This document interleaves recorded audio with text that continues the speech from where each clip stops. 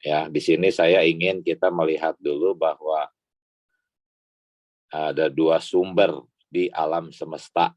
Ya. Nah, dua sumber ini adalah Allah dan iblis. Ya. Mungkin ada orang bertanya, iblis kan bersumber dari Allah, gitu. Mungkin ada orang berkata, hanya ada satu sumber, hanya Allah sumber. Iblis sih kan ciptaan. Nah, ini kita perlu jelas juga perkara ini ya. Apakah benar Allah menciptakan iblis? Apakah Allah menciptakan dosa? Ya, apakah Allah mengatur segala sesuatu sehingga iblis ada? Nah, ini kita perlu jelas ya.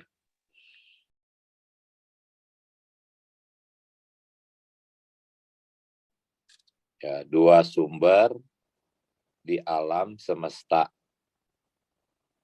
Ya, coba sekarang saudara Michael atau saudara Agus boleh bantu kita baca ya. Amin. Amin. Dua sumber di alam semesta, Allah dan iblis. Dapatkah mata air dari sumber yang sama mengeluarkan air yang manis dan pahit? Dari perkataan ini kita bisa melihat bahwa memang ada dua sumber. Gitu. Ada air manis dan air pahit. Ya. Ini menurut teks aslinya. Dan di sini bahwa dua macam ini, dua perkara ini tidak mungkin berasal dari satu sumber yang sama, tidak mungkin. Ayat ini kan bertanya kepada kita, dapatkah mata air dari sumber yang sama mengeluarkan air yang manis dan pahit? Jawabannya tentu tidak. Kan? Artinya ada dua sumber.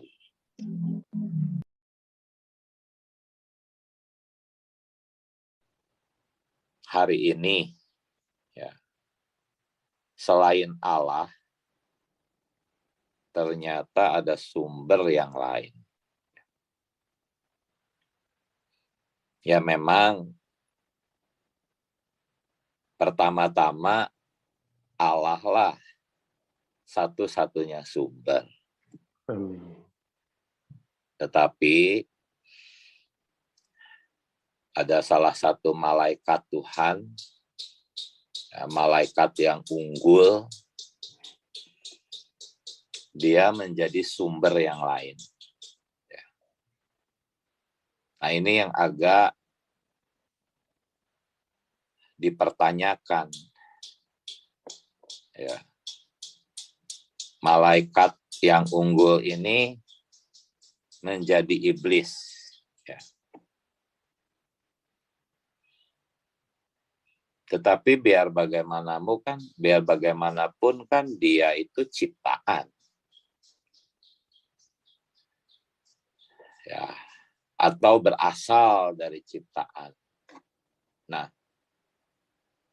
apakah mungkin sesuatu yang berasal dari ciptaan itu bisa menjadi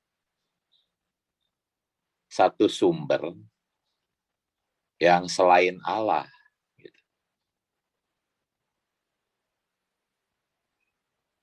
Jadi kalau bicara ada dua sumber, artinya sumber kedua ini, yang selain Allah ini, bisa menghasilkan sesuatu. Gitu kan. Dan sesuatu yang dihasilkan dari sumber yang selain Allah, itu berarti bukan ciptaan Allah. Coba pemikiran ini dipahami dulu. supaya nanti kalau kita minggu depan lanjut ya kepada sasaran kita, yaitu berbicara tentang banyak hal yang berurusan dengan keselamatan, bisa lebih jelas. Saya ulangi ya.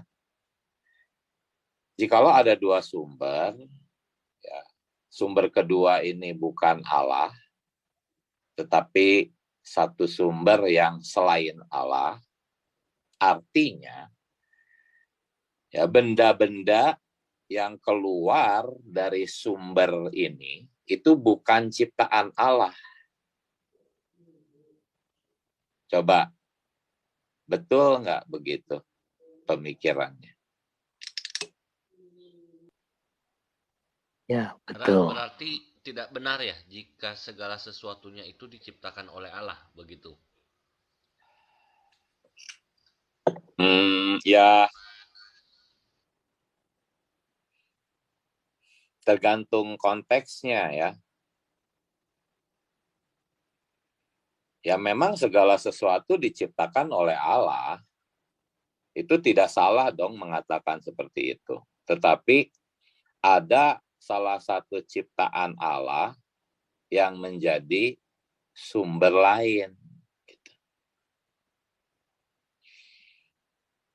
Kan ayatnya minggu lalu sudah kita bicarakan ya. Dapatkah mata air dari sumber yang sama mengeluarkan dua jenis air? Yaitu yang pahit dan yang manis, itu Yakobus 3 ayat 11. Artinya kalau ada dua jenis air, pastinya kalau dua jenis air artinya ya dua sumber. Kalau dua sumber artinya sumber yang pertama itu tidak mungkin menghasilkan air yang kedua. Ya ini membentuk pemikiran dasar dulu. Maaf, tadi Yakobus gimana ya? Yakobus 3 ayat 11 tuh kan berkata, ini dari terjemahan Modern Bible ya, yang sesuai dengan King James Version. Dapatkah mata air dari sumber yang sama mengeluarkan air manis dan air pahit? Ya, mengeluarkan dua jenis air gitu seolah-olah. Ada dua jenis air. Kalau dua jenis air artinya tidak mungkin berasal dari satu sumber. Ini menurut ayat ini secara tidak langsung mengatakan bahwa ada dua sumber.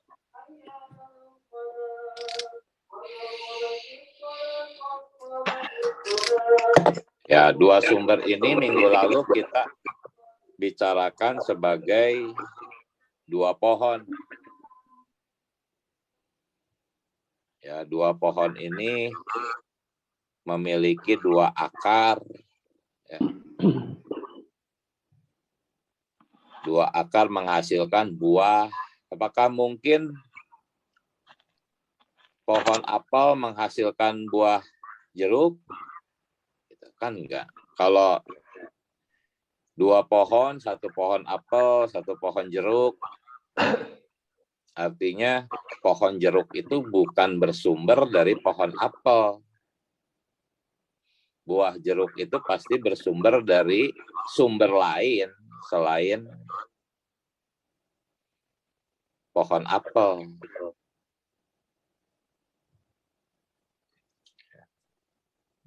Nah, ini pemikiran dasarnya. Nah, pertanyaannya adalah, apakah mungkin ya iblis sebagai ciptaan Allah tadinya, yaitu malaikat, kemudian dengan kehendaknya sendiri dia menjadi iblis, lalu dia menjadi sumber lain selain Allah?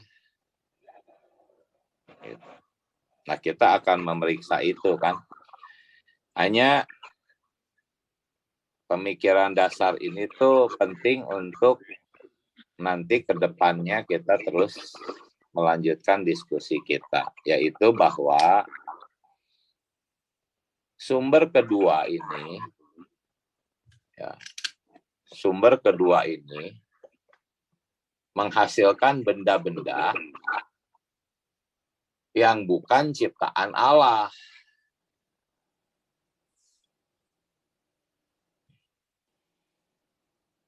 Ya. Ada yang mau menanggapi dulu satu orang? Seperti apa, saudara? Apa? Ciptaan yang seperti apa? Apa yang bukan dari Allah itu? Ciptaan yang dari sumbernya yang bukan dari Allah itu seperti apa, saudara? Jadi yang ciptaan si iblisnya itu. Ya, contohnya ya. Contohnya, Yesus Ya. berkata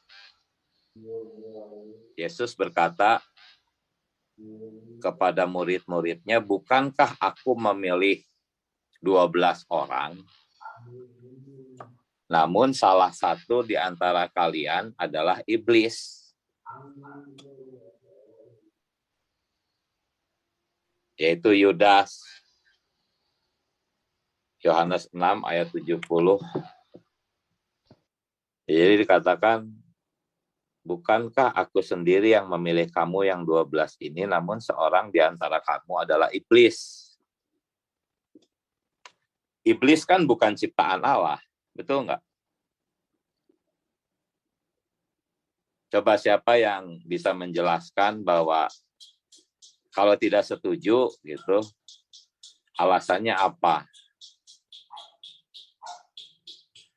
Iblis bukan ciptaan Allah, betul nggak?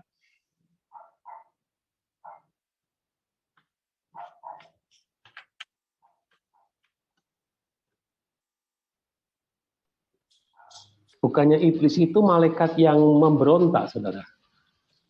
Ya, kalau malaikat sih ciptaan Allah. Iya, iblis itu bukan malaikat yang memberontak itu maksudnya. Betul, iblis itu berasal tadinya adalah malaikat Allah, ciptaan Allah. Tetapi bukan iblis, tapi malaikat. Betul nggak? Oh, awalnya ciptaan Allah, Iya. tapi setelah iblis bukan ciptaan Allah gitu. Jadi Allah kan tidak menciptakan iblis, betul? Karya awalnya bukan iblis ya. Iya, betul. Allah Tidak. menciptakan malaikat. Iya, betul. Tidak menciptakan iblis. Ya. Ya. Lalu malaikat ini dengan kehendaknya sendiri, nanti kita akan periksa, ya, menjadi iblis.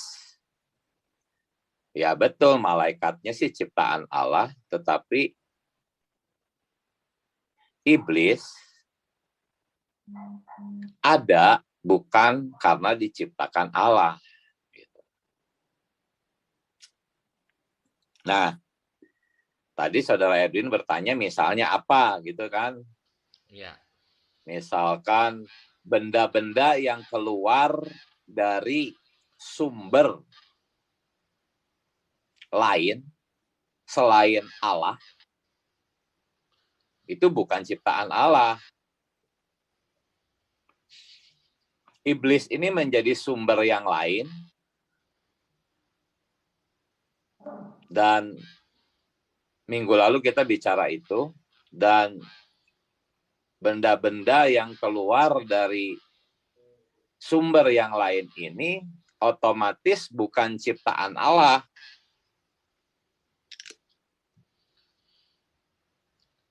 Saudara, saya mau tanya, kalau misalnya saya sih paham maksudnya ya, saudara, tapi kalau ada yang tanya membandingkannya dengan dari Kolose 1 ayat 16, kita harus jawabnya bagaimana, saudara? Kolose 1 ayat 16. Karena di dalam Dialah telah diciptakan segala sesuatu. Ya. Dari kalimat pertama juga udah jelas bahwa segala sesuatu ini bukan yang di luar Dia, tetapi yang di dalam Dia. Oh, betul nggak? Okay. Iya, oke. Karena yang di dalam dia ya, Ya, yang jadi menciptakan segala sesuatu. Oke. kecuali kalau tidak ada yang di luar dia, ya artinya semua diciptakan oleh Allah. Oke. Paham, saudara. Ya, Kuncinya ada di kata di dalam dia ya. iya. Oke. Terima kasih, saudara. Masalahnya iblis itu ada di luar dia. Ya.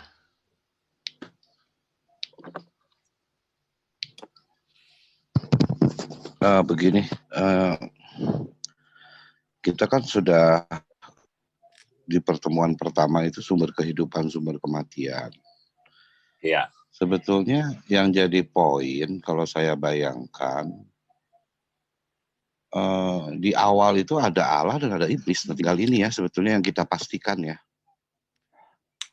Ada di Allah, ada awal hanya iblis. ada Allah. Iya, betul. Di awal banget ya. Ya, Sampai akhirnya ada dua sumber ini berarti mulai dari titik itu yang bukan dari Allah itu sumber yang kedua kan maksudnya kan. iya. Sumber yang Masalahnya kedua kan ini tuh menghasilkan benda-benda keluar. Kan namanya sumber artinya ada sesuatu yang keluar dari sumber gitu ya, kan. ya, Kalau sumber ini ya tidak saya Yakobus menghasilkan tadi udah apa-apa ya bukan sumber.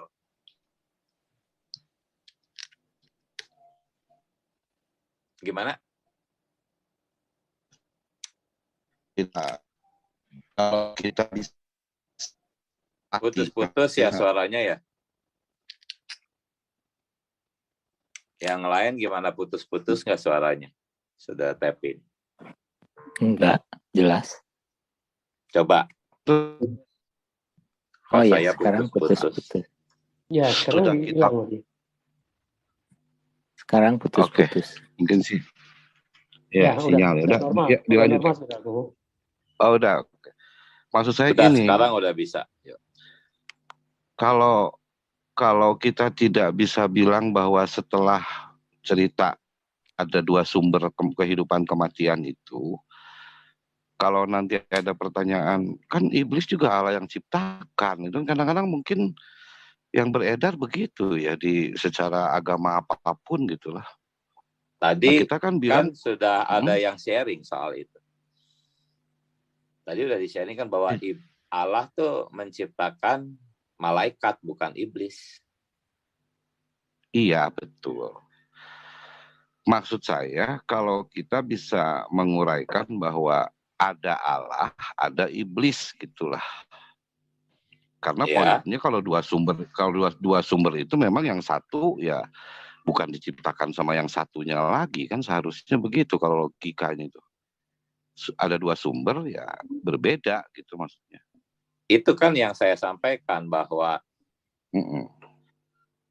benda-benda yang keluar dari sumber kedua selain Allah itu tidak diciptakan Allah, artinya gitu. Iya. Jadi si awam itu saat kita bilang sumber kehidupan, sumber kematian, bisa saja dia berpikir ya itu dua-duanya Allah. Ya akhirnya kita jadi agak bingung ya mungkin kalau belum masa Allah sumber kematian. Ya karena banyak persepsi. Ya sebetulnya Tuhan mengizinkan perasaan-perasaan manusia yang nggak enak gitu ya poinnya ya. Makanya kita selalu mengucap syukur apapun yang mengizinkan. Tapi kalau ada yang berpersepsi yaitu Allah sedang menghukum kamu gitu ya, menghukum kamu kan dalam konteksnya mengizinkan kan. Mengizinkan sesuatu yang bukan ciptaan Allah datang kepada kita. Contohnya penyakit, kan Allah tidak menciptakan penyakit. Ya, poinnya mengizinkan. Ya, oke. Kalau mengizinkan kan bukan berarti yang diizinkan itu bersumber dari Allah. Iya, betul. Ya. Contohnya mengizinkan penyakit. Penyakit kan bukan Allah yang ciptakan. Bukan. Kita percaya itu bukan. Malam ini kita akan memeriksa ini ya. Pertanyaan ini nih. Bukankah, ini yang paling bawah ya, bukankah Allah adalah satu-satunya sumber? Bukankah iblis hanyalah ciptaan? Ini yang bertanya ya. Yang bertanya kan sering begini kan pemikirannya. Ya, betul, begitu. Bukankah iblis hanya ciptaan? Sebetulnya tidak. Iblis bukan ciptaan sebetulnya. Cuman pertanyaannya itu sering muncul begini. Ya, bagaimana satu ciptaan bisa menjadi sumber lain selain Allah? Nah, ini yang akan kita bahas malam ini. Jadi kita bahas ini dulu ya. Baik. Saudara, saya boleh Saudara? tanya dulu nggak? Boleh. Silakan. Ini di Kejadian 2 ayat 9. Kalau ada yang bertanya begini, saya jawabnya bagaimana? Menurut Kejadian 2 ayat 9 tuh Tuhan yang menumbuhkan pohon pengetahuan tentang yang baik dan yang jahat juga, kata mereka. Saya harus jawabnya gimana, saudara ya? Kejadian 2 ayat 9 sangat jelas mengatakan bahwa Allah tidak menumbuhkan pohon pengetahuan baik dan jahat itu. Sangat jelas Kejadian 2 ayat 9. Baca aja. Lalu Tuhan Allah menumbuhkan berbagai-bagai pohon dari bumi yang menarik dan yang apa? Yang baik untuk dimakan buahnya. Pertanyaannya, pohon pengetahuan baik dan jahat itu buahnya itu baik enggak untuk dimakan? Jelas-jelas tidak baik untuk dimakan. Allah berkata tidak boleh memakannya. Kalau kamu memakannya, kamu mati. Kejadian 2 ayat 17. Jadi siapa bilang Allah yang menumbuhkan pohon yang buahnya tidak baik itu? Tidak ada yang bilang seperti itu. Kejadian 2 ayat 9 jelas-jelas berkata bahwa Allah menumbuhkan pohon-pohon ya yang baik untuk dimakan buahnya. Jadi yang tidak baik buahnya ya jelas bukan Allah yang menumbuhkan dong. Kan jelas. Kejadian 2 ayat 9 seperti itu bunyinya.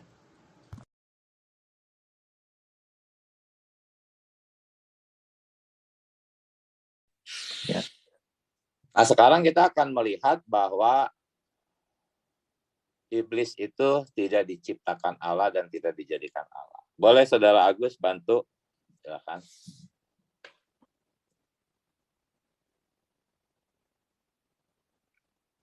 Amin. Romawi 2. Bukankah Allah adalah satu-satunya sumber? Bukankah iblis hanyalah ciptaan? Bagaimana satu ciptaan bisa menjadi sumber lain selain Allah? A. Pada mulanya segala sesuatu menjadi ada oleh satu sumber, yakni dari Allah Sang Pencipta. Namun pada suatu hari salah satu ciptaan Allah, malaikatnya yang terunggul, menjadi sumber lain, yakni menjadi sumber dosa. 1. Dosa bukan bersumber dari Allah. Ada sumber lain selain Allah yang menghasilkan dosa, yakni iblis. 2. Dosa adalah barang yang berasal dari iblis. Apabila iblis, berkata dusta, ia berkata dari barang miliknya sendiri. B. Amin. Ya, sampai Amin. sini. Amin. Coba kalau mau diskusi dulu, ini udah jelas atau masih ada yang mau bertanya? Menanggapi aja, saudara.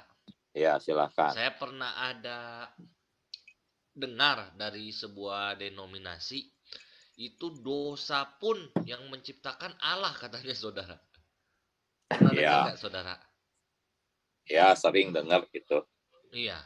Kalau menurut saudara ayat ini gimana, bisa nggak mematahkan itu? Bisa. Yang Yohanes 8:44 ini bisa mematahkan. Ya, kalau LAI barang miliknya sendiri itu kehendaknya sendiri. Ya, sebetulnya satu pemikiran sih. Ya, jadi karena kehendaknya sendiri muncullah satu barang, gitu ya. Dan barang ini bukan dari Allah, bukan bersumber dari Allah, tetapi dari dirinya sendiri. Ya, jelas ya. Oke. Ya, ini memang menurut terjemahan aslinya. Kita masuk ke yang B ya. Nah, ayat-ayat di bawah ini memperlihatkan bahwa iblis adalah sumber dosa. Ya, satu, nafsu iblis melahirkan dosa. Ya, ayat-ayat di bawah ini kalau kita gabungkan yang A dan B, kita akan bisa melihat bahwa nafsu iblis melahirkan dosa. Artinya dosa itu bersumber dari iblis. A, itu yang tadi kita baca ya. Hanya saya ingin menunjukkan kata nafsu dalam ayat ini. Iblis ya yang menjadi bapamu dan kamu, yaitu manusia, ya, ingin melakukan nafsu. Bahasa Yunaninya epitumia, ya, nafsu bapamu. Nah, ini bahasa Yunani yang sama juga ada di dalam Yakobus 1 ayat 15, ya. Saudara-saudari boleh cek nanti Alkitab versi Darby-nya ya. Di sini dikatakan apabila nafsu, yaitu kata Yunani yang sama ya dengan nafsu iblis di atas. Ya, apabila nafsu ya, nafsu di sini berarti nafsu iblis lah konteksnya ya. Itu telah dikandung di sini menurut teks Yunaninya tuh dikandung seperti bayi ya. Ya. Dikandung seperti bayi. Jadi nafsu ini tuh dikandung seperti bayi, maka ia melahirkan dosa.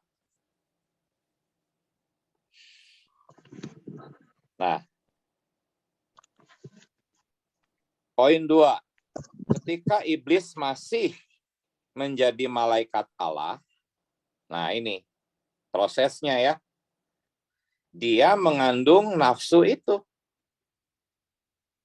Nih, nafsu yang dia kandung nih ada 5 ayat nih.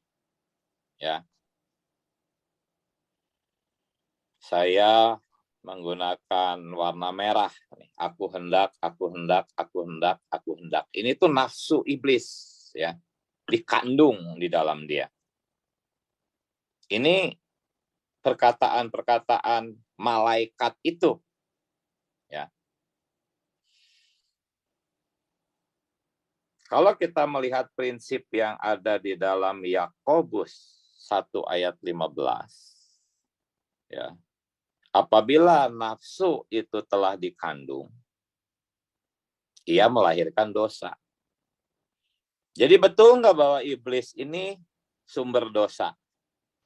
Betul. Iya, benar, saudara.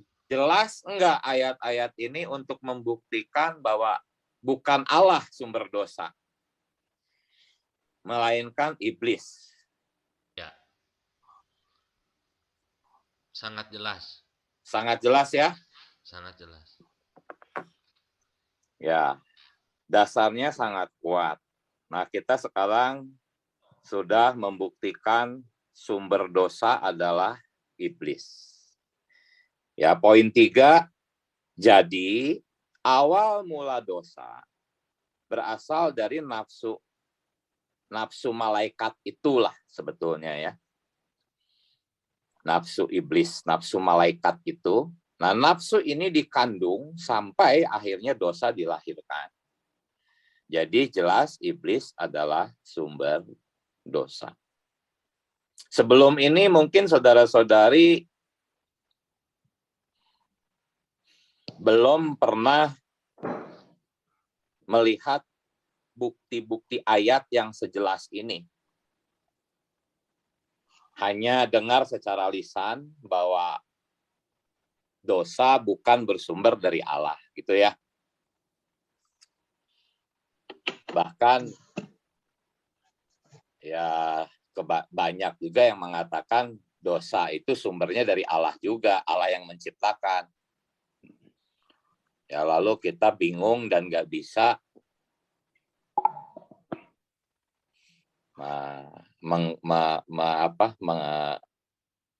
mengcounternya ya. Ya. Jadi semoga ini jelas.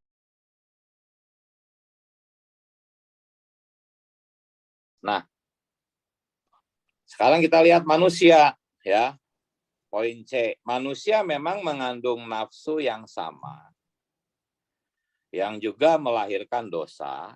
Namun Yohanes 8 ayat 44 berkata bahwa keinginan atau nafsu yang dikandung di dalam manusia itu bukan berasal dari manusia itu. Ya, melainkan bersumber dari iblis itu sendiri. Ya, kalau ini kita ulang-ulang terus kita baca nih ayatnya ya. Menurut Yohanes 8 ayat 24 poin 1 ini, keinginan nafsu yang ada pada manusia adalah nafsu iblis. Itu bukan nafsu kita ya. Kita tuh hanya tersengat oleh bisa ular itu.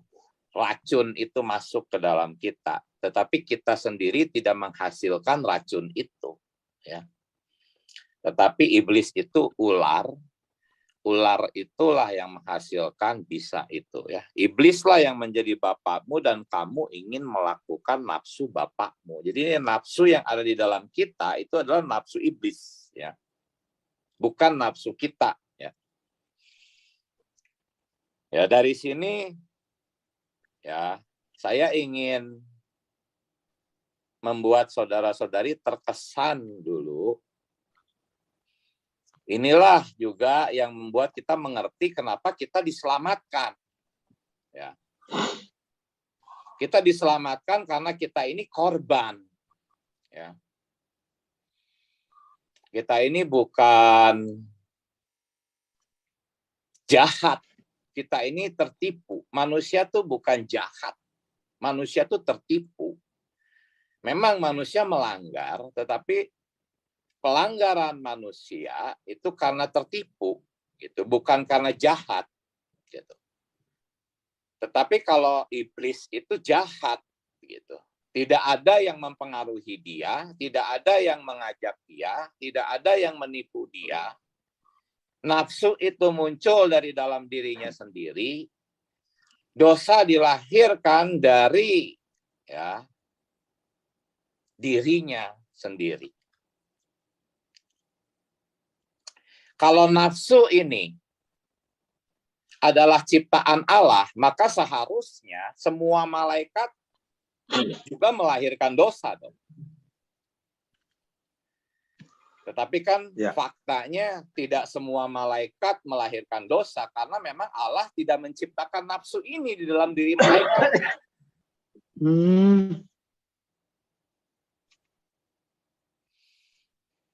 Ya. Allah tidak menciptakan unsur nafsu ini di dalam diri malaikat. Ya. Sehingga tidak semua malaikat punya nafsu ini. Ini muncul dari iblis, lalu iblis menyalurkan nafsu ini, menginjeksinya kepada sepertiga malaikat yang ikut dia dan kepada manusia.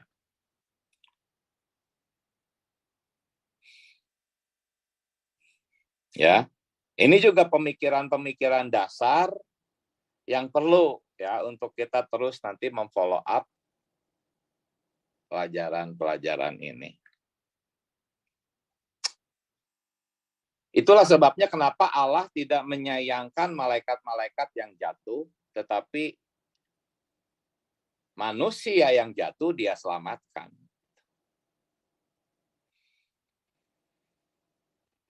Di samping memang hasrat hati Allah bukan malaikat. Jadi Allah tidak akan menyelamatkan malaikat yang jatuh. Dia biarkan, tetapi manusia adalah hasrat hati Allah sehingga dia selamatkan.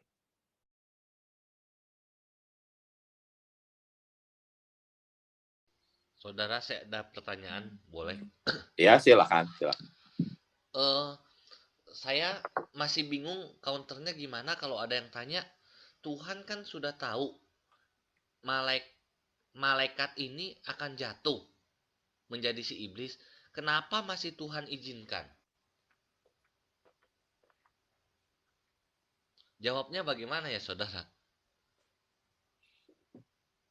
Jawabnya, Tuhan dalam kemahatauannya pasti tahu. Tapi mengapa dia nggak usah ciptain si malaikat yang bakal jatuh ini? Begitu, saudara. Gimana saya jawabnya ya, saudara?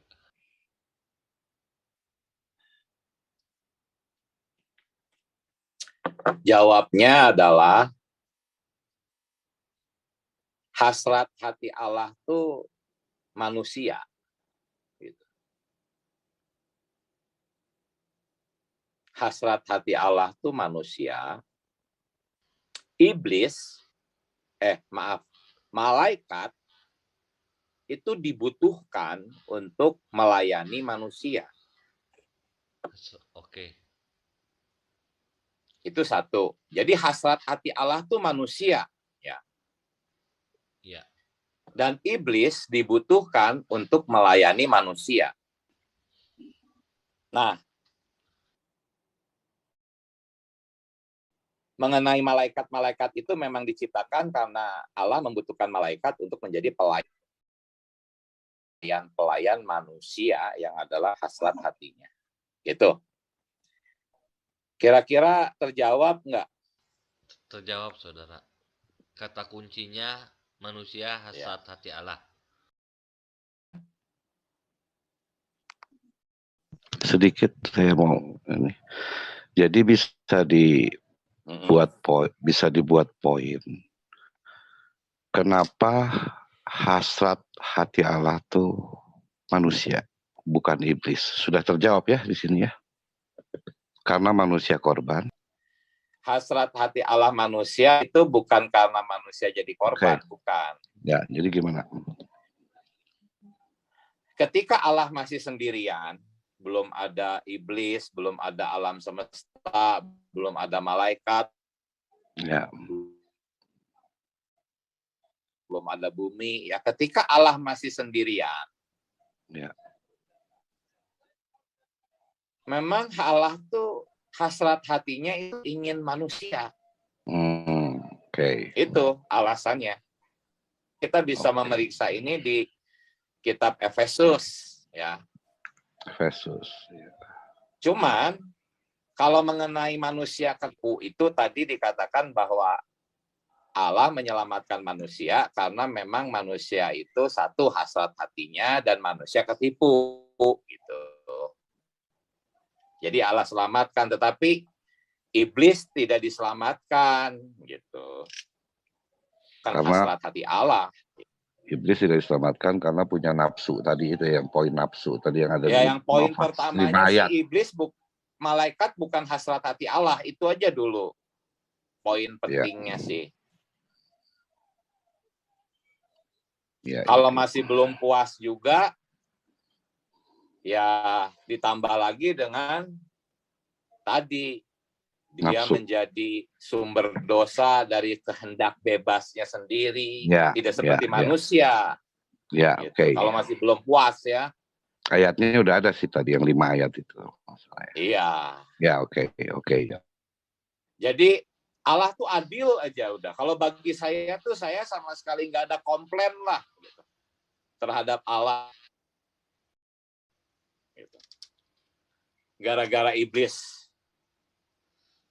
masuk neraka kekal nanti.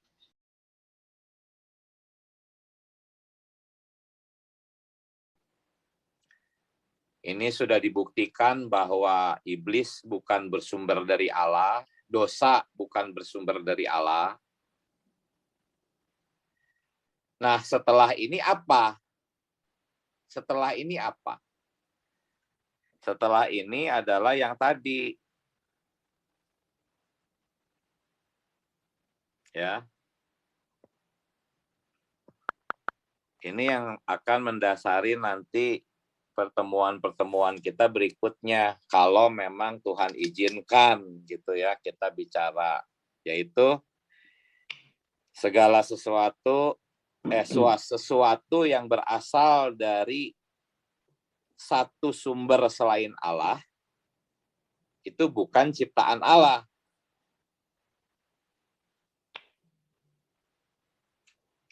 Ya. Melainkan perbanyakan dari sumber tersebut. Nah, kalau bicara dosa ya gampang lah. Memang itu bukan diciptakan Allah. Apalagi penyakit. Apalagi bencana alam. Ya pokoknya kejahatan gitu ya. Tapi kalau udah bicara, nah ini yang menarik itu adalah kalau udah bicara bagaimana kalau yang bersumber dari iblis itu adalah manusia. Nah yang menarik untuk dibahas itu adalah manusia yang bersumber dari iblis. Ya, ada manusia-manusia yang disebut sebagai iblis. Ya. Kalau Petrus sih tidak disebut seperti Yudas. Dari 12 orang itu hanya satu yang disebut iblis. Gitu. Walaupun ke-11 yang lain adalah iblis-iblis juga, karena Petrus pun disebut iblis. Tetapi yang menariknya di sini dari 12 itu hanya Yudas yang disebut iblis.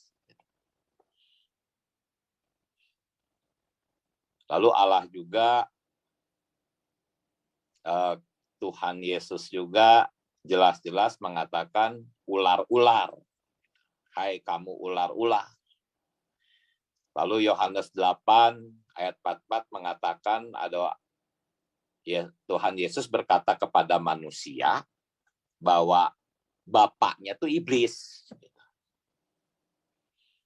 Ini bukan bapak angkat ya, bapak yang melahirkan dia.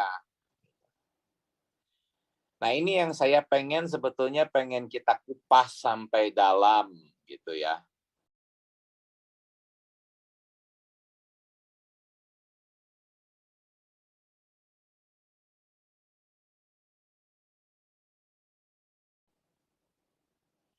Nanti ini ada hubungannya juga dengan predestinasi.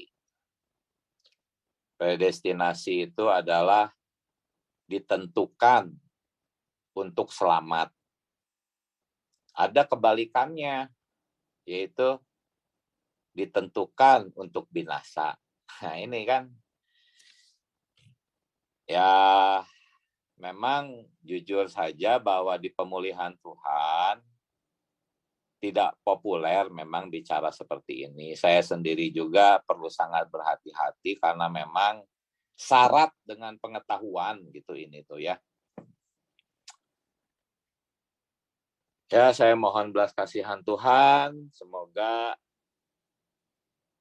apapun nanti pembicaraan kita di minggu-minggu berikutnya, Tuhan jaga kita agar tetap ada kandungan hayat ya di dalam setiap pembicaraan kita.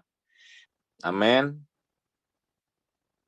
Masih ada saudara-saudari.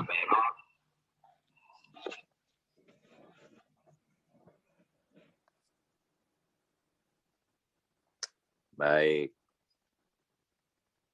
Kalau tidak ada, kita akhiri ya. Amin. Amin. Haleluya. Amin.